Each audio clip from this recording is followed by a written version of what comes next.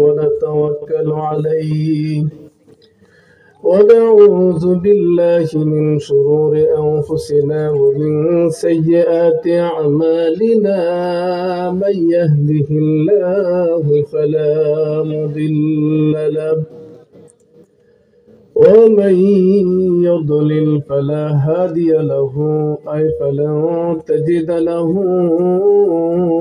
وليا مرشدا ونشهد أن لا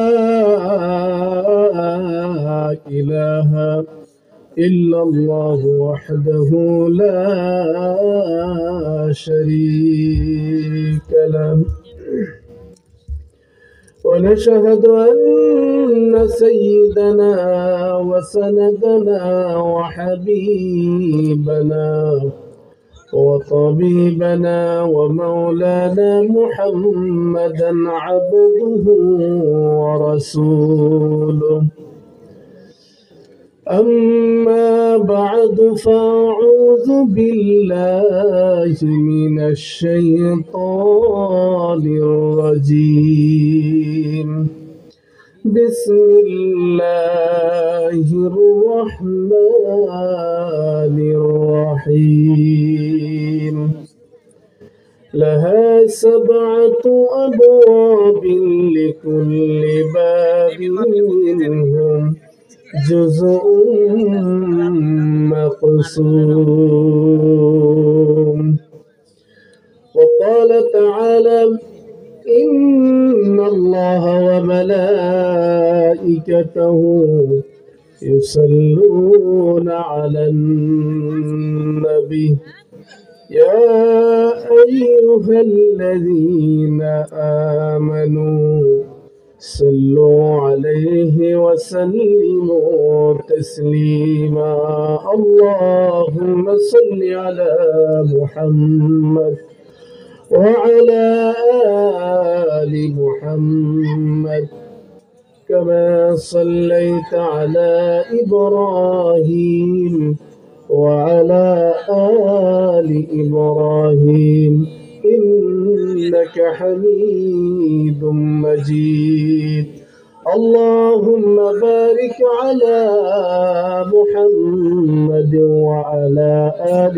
محمد كما باركت على إبراهيم إنك حميد مجيد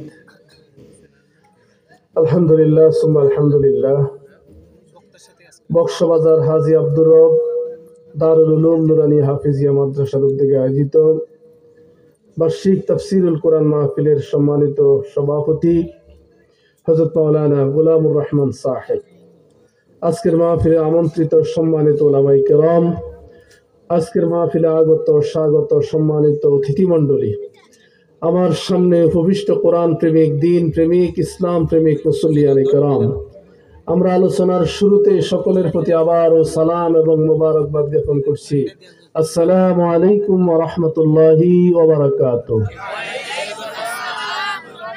আপনারা কেমন আছেন? আলহামদুলিল্লাহ। ভালো রেখেছেন কে? সুতরাং প্রশংসা হবে কার? যে মনিব আমাদেরকে সুস্থ রেখে আজকের মাহফিলে আসার এবং বসার তৌফিক দিলেন, সেই মনিবের দরবারে আকাশ বাতাস মুখরিত করে বীর বিক্রমের মতো, সিংহ পুরুষের মতো গর্জে উঠে রাতের নিস্তব্ধতাকে ভঙ্গ করে কালেমাতে শুকরিয়া আদায় করে বলি আলহামদুলিল্লাহ। অগণিত অসংখ্য দরুদ এবং সালাম পেশ করছি মানবতার মহান শিক্ষক মুহাম্মদ রাসূলুল্লাহ সাল্লাল্লাহু আলাইহি ওয়াসাল্লামের প্রতি। ভাই সাউন্ড কি আর ক্লিয়ার করা যাবে না? মাইকম্যান কই? সাউন্ড কানে শো শো করে আওয়াজ করতেছে না? কথা টানে কম। মাইক ক্লিয়ার না হলে তো ওয়াজ করে মজা নাই। আর এমনি দিছেন তো আমারে একদম রাতের 10:30 বাজে, এখন তো আর আপনাদের ওয়াজ শোনার মোড নাই। 30 মিনিট বসা যাবে তো ইনশাআল্লাহ? জি পারবেন তো ইনশাআল্লাহ? সম্মানিত উপস্থিতি, আমি আপনাদের সামনে কোরআনে কারীমের 15 নম্বর সূরা সূরা আল হিজরের ৪৪ নম্বর আয়াত তেলাওয়াত করেছি। কোন সূরা? সূরা আল হিজর। এই সূরার ৪৪ নম্বর আয়াতে কারিমা তেলাওয়াত করেছি। এই আয়াতের ভিতরে আল্লাহ রাব্বুল আলামিন বলেন, লাহা সাবআতু আবওয়াবিন লিকুল্লি বাবিন মিনহুম জুজউম মাকসুম। আল্লাহ রাব্বুল আলামিন বলেন, জাহান্নামের ৭টা দরজা রয়েছে, জাহান্নামের ৭টা গেট রয়েছে, আর প্রত্যেক গেট দিয়ে জাহান্নামে প্রবেশ করার জন্য নির্দিষ্ট কিছু লোক তৈরি আছে। তাহলে জাহান্নামের গেট কয়টা? জোরে বলেন, জাহান্নাম কয়টা? জাহান্নামের গেটও ৭টা, জাহান্নামও ৭টা নাকি? কয়টা? জাহান্নাম একটা, জাহান্নাম কয়টা? গেট কয়টা? এই যে দেখেন, আপনারা যখন বিমানে উঠেন, বিমান একটা, কিন্তু টিকেটের ভিতরে ক্লাসিফিকেশন আছে না নাই? ট্রেনের ভিতরে যখন উঠেন, এসি বগি আছে, এসি ছাড়া আছে, সমান চেয়ার আছে, তারপরে যায় আবার অনেকে দাঁড়ায় দাঁড়ায় যায়, আছে না নাই? তাহলে ট্রেন একটা, কিন্তু এটার ভিতরে যাত্রীর ক্লাসিফিকেশন আছে। ঠিক জাহান্নামও একটা, কিন্তু অপরাধের শাস্তি অনুযায়ী এক একজন এক এক গেট দিয়ে জাহান্নামে প্রবেশ করবে, এবং এক একজনের শাস্তির ভিতরেও পার্থক্য থাকবে। তাহলে কথা ক্লিয়ার, জাহান্নাম কয়টা আর গেট কয়টা? গেট ১ নম্বর গেটের নামেই হলো বাবুল জাহান্নাম। জাহান্নাম কি নাম? গেটের নামে হলো কি? জাহান্নাম। কি নাম? এই জাহান্নামে কারা যাবেন? আল্লাহ রাব্বুল আলামিন সূরা বুরুজের 10 নম্বর আয়াতে বলেন, ইন্নাল্লাযীনা ফাতানুল মুমিনিনা ওয়াল মুমিনাতি সুম্মা লাম ইয়াতুবু ফালাহুম আযাবু জাহান্নাম ওয়া লাহুম আযাবুল হারীক। জোরে বলি আল্লাহু আকবার।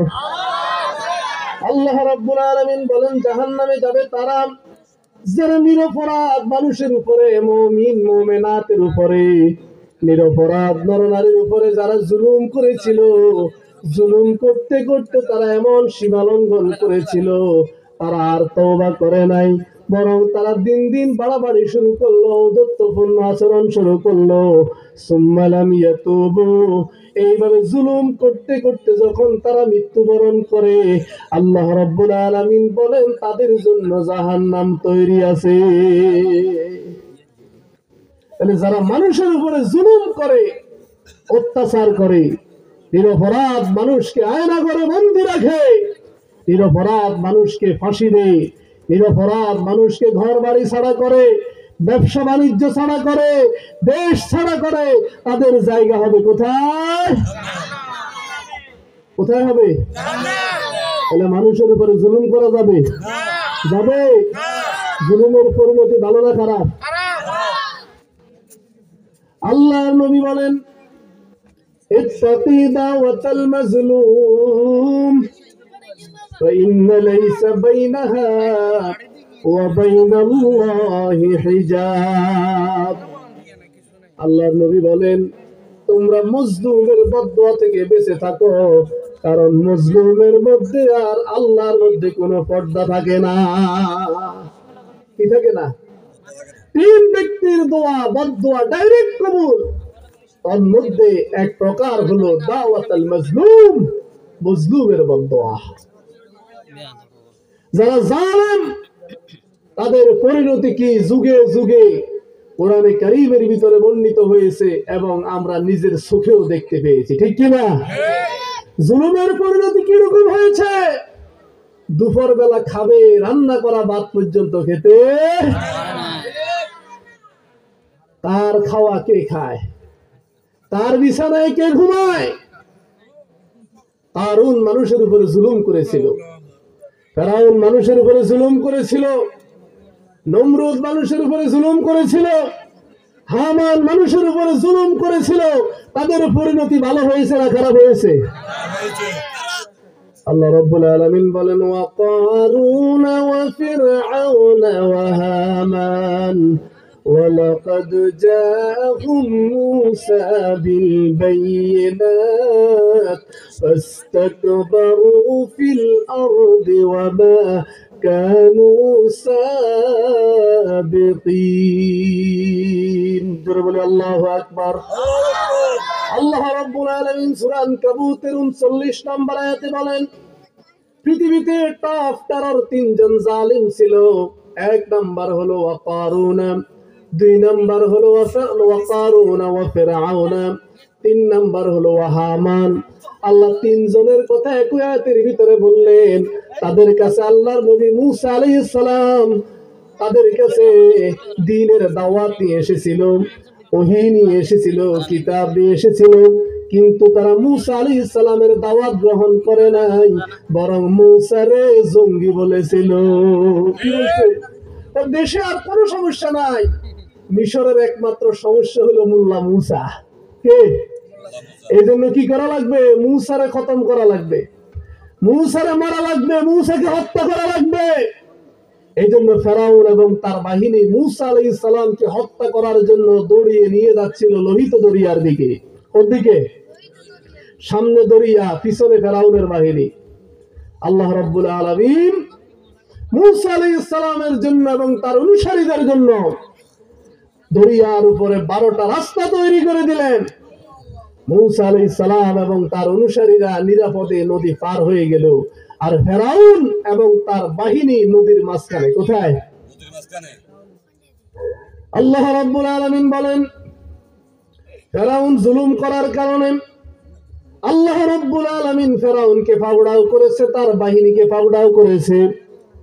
ফেরাউনের উপরে যখন আযাব শুরু হয়ে গেল, যখন রিমান্ড চলতেছে, তখন ফেরাউন বলল قال آمنت أنه لا إله إلا الذي آمنت به بنو إسرائيل وأنا من المسلمين। ফেরাউন বলল আমি এখন মুসা আলাইহিস সালাম যে আল্লাহর উপর ঈমান এনেছেন, মুসা যে রবকে মানে, আমিও ঘোষণা দিলাম মুসা যে আল্লাহকে মানে, আমিও সেই আল্লাহকে মানলাম। এতদিন কি বললো? মোল্লার গোষ্ঠী খারাপ, মুসার গোষ্ঠী খারাপ। দেশের একমাত্র সমস্যা হলো মুসা, মোল্লার কারণে দেশের উন্নয়ন হয় না। কারণ মোল্লারা দেশ খাইছে, বলে কি না? কি মোল্লারা কি দেশ খায় না মুরগির রান খায়? হ্যাঁ, হাট বাজার ঘাট সব খায় তারা, আর দোষ হয় শুধু মোল্লাদের। ঠিক কিনা? ফেরাউন বলেছিল মুসা এই মোল্লার কারণে দেশে শান্তি নাই, মোল্লারে খতম করলেই তার আর বিরোধিতা করার কেউ। এই জন্য মোল্লাকে হত্যা করার জন্য নিয়ে যাচ্ছে কোথায়? দড়িয়ে নদীর দিকে, দরিয়ার দিকে। কিন্তু আল্লাহ রাব্বুল আলামিন মোল্লাকে এবং মোল্লার অনুসারীদেরকে বাঁচিয়ে দিলেন। ঠিক কিনা? আর ফেরাউনকে ধরলেন।